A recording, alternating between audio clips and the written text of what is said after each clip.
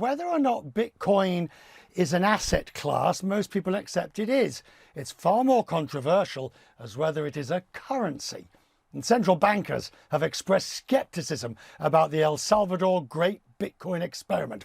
On this programme in June, the former Bank of England Governor Mark Carney told me there are all kinds of drawbacks for Bitcoin and cryptocurrency.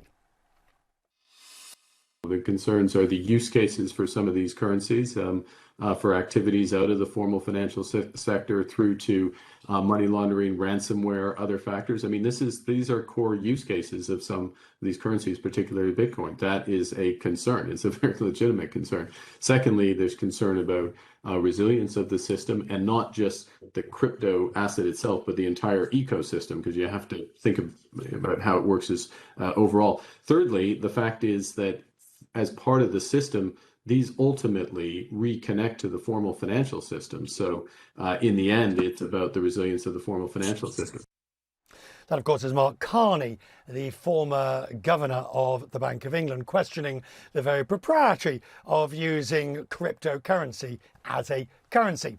The governor of Denmark's central bank has told me it's too risky to replace fiat currency with Bitcoin. It is Lars Rohde, who I visited on my recent visit to Denmark. The governor said he's sceptical about crypto. First and foremost, it's not a currency. It's maybe an asset.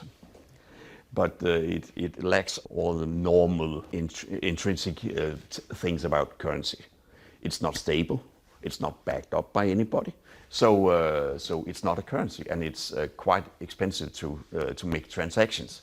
That said, of course, I think we should concentrate much more on cybersecurity and a little bit less about having financial stability issues about for example, Bitcoins and the like. You don't worry that a digital currency will come along and will gain, I mean, Facebook tried it, didn't it? Or they were going to try it.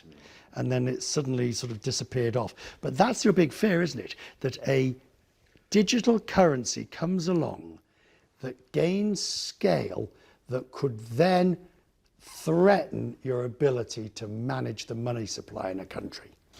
I think what could also keep us awake is not Bitcoin and the like. It is more big tech and their ability to make some kind of parallel currency system, stable coins or whatever.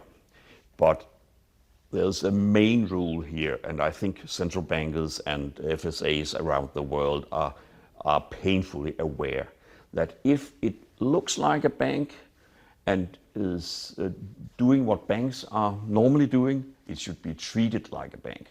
There's a huge issue, for example, about know your customer, about money laundering, about anti-terror financing, and so on and so forth.